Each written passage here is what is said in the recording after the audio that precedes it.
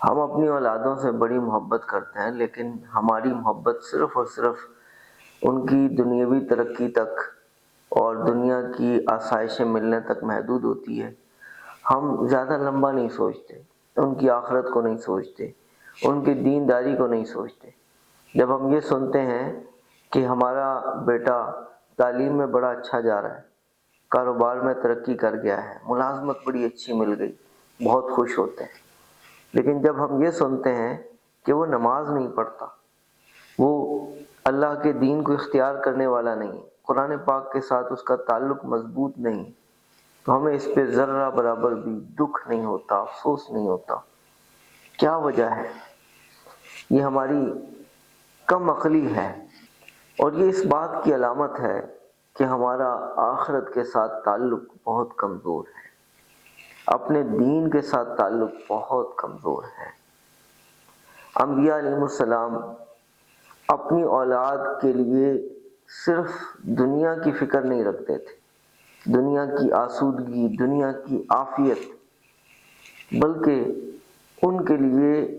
آخرت کی فکر بھی کرتے تھے، اور آخرت کی فکر بہت زیادہ غالب ہوتی تھی۔ حضرت یعقوب علیہ السلام کو جب یہ خبر ملی کہ یوسف علیہ السلام جو بچھڑ گئے تھے وہ عزیز مصر ہو گئے ہیں، تو پوچھا فَكَيْفَ دِينُهُ،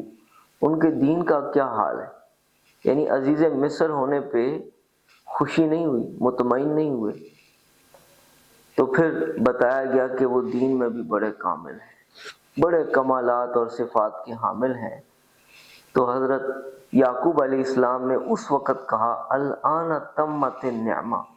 اب نعمت مکمل ہوئی ہے۔ اور حضرت یعقوب علیہ السلام کے وصال کا جب وقت قریب ہوا تو اپنے بیٹوں سے پوچھنے لگے ما تعبدون من بعدی، میرے بعد تم کن کی عبادت کرو گے؟ تو بیٹوں نے جواب دیا کہ ہم اسی ایک معبود کی عبادت کریں گے جس کی عبادت آپ اور آپ کے آباء و اجداد کرتے آئے ہیں،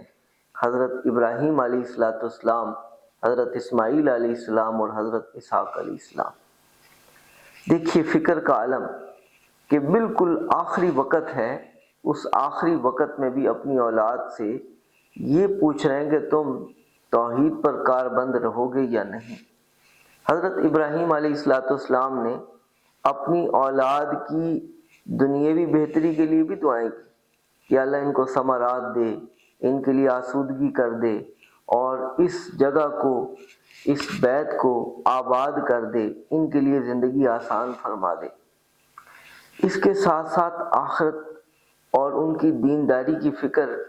غالب، اللہ تعالیٰ سے دعا کی ربنا وجعلنا مسلمین لک، اے ہمارے رب ہم دونوں کو، یعنی مجھے اور میرے بیٹے اسماعیل کو اپنا فرما بردار بنا لے، اور ہماری اولاد میں بھی، ذریت میں بھی ایک فرما بردار امت پیدا فرما دے۔ اللہ تعالیٰ نے دعا قبول کی۔ دیکھیں حضرت ابراہیم علیہ السلام کے بعد سے لے کر نبی کریم صلی اللہ علیہ وسلم کی بعثت تک ان کی اولاد میں موحدین باقی رہے، اور نبی کریم صلی اللہ علیہ وسلم کی جو امت ہے وہ بھی ابراہیم علیہ السلام کی ذریت ہی میں آتی ہے۔ تو کس قدر اللہ تعالیٰ نے ان کی فکر پر ان کی دعا کو قبول فرمایا۔ اولادوں کے لیے دعا اور اولادوں کے لیے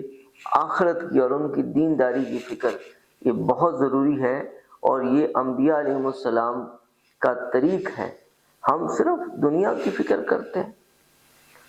دنیا کی فکر، وہ دنیا میں کامیاب ہو گئے اور دینداری انہوں نے اختیار نہ کی، آخرت کی تیاری نہ کی، تو کل قیامت کے دن ہمارا گریبان پکڑیں گے کہ ابا جان ہماری دنیا میں تو تربیت آپ نے بہت اچھی کی، ہمیں دنیا کے معاملے میں تو آپ بہت اپریشیٹ کیا کرتے تھے، بہت زیادہ حوصلے دیتے تھے، لیکن دینداری میں تو آپ نے کبھی ہمیں ڈانٹا بھی نہیں، کبھی ہماری اس طرح سے فکر ہی نہیں کی آپ نے۔ تو اصل تو دینداری ہے، اصل تو اللہ تعالیٰ کی فرما برداری ہے۔ یہ دنیا تو امتحان ہے، یہ دنیا تو آزمائش کی جگہ ہے، یہاں پر اللہ رب العزت کو راضی کرنے کے لیے آئے ہیں۔ سو اول درجے میں اس بات پہ نظر ہونی چاہیے اور مقصد یہ ہونا چاہیے کہ ہم اللہ تعالیٰ کو راضی کریں، ہماری اولادیں بھی اللہ تعالیٰ کو راضی کرنے والی بن جائیں، ہماری نسلوں میں دین سلامت رہے، باقی رہے، اہل دین ہماری ذریت بنے، اور اہل بدعت اور بے دین لوگ اور کفار اور پرلے درجے کے ظالم یہ ہماری اولادوں میں پیدا نہ ہوں۔ ایک بڑی پیاری دعا سورہ فرقان کے آخر میں اللہ رب العزت نے ہمیں سکھائی ہے، ربنا ہب لنا من ازواجنا وذریاتنا قرۃ اعین واجعلنا للمتقین اماما۔ اے ہمارے رب، ہماری اولادوں اور ہماری بیویوں سے ہمیں آنکھوں کی ٹھنڈک عطا فرما اور ہمیں متقیوں کا امام بنا دے، یعنی ہمارے بیوی بچے سارے کے سارے نیک ہوں، تیرے فرما بردار ہوں، اور ہم ان متقی لوگوں کے سربراہ ہوں، ذمہ دار ہوں۔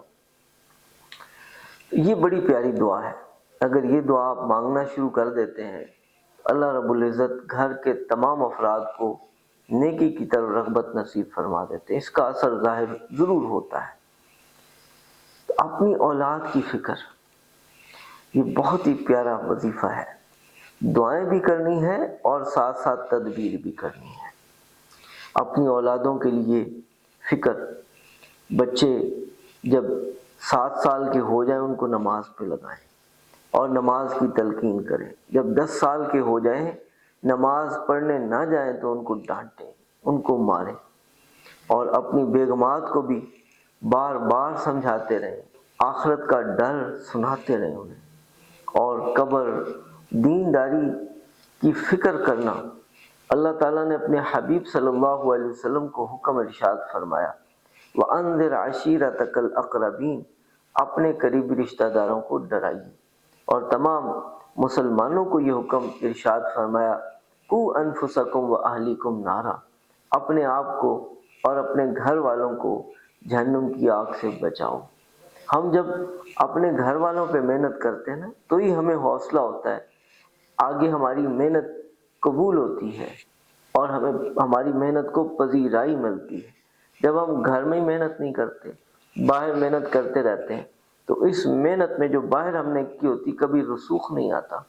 کبھی ہمیں تسلی نصیب نہیں ملتی، وہ ہماری اولاد ہمارے لیے دست و بازو نہیں بنتے۔ تو اس لیے پہلے اولاد کی فکر، پہلے اپنے گھر کی فکر، اپنے گھر سے محنت شروع کی جائے، اور پھر دوسروں کے لیے بھی فکر، تمام انسانیت کے لیے فکر۔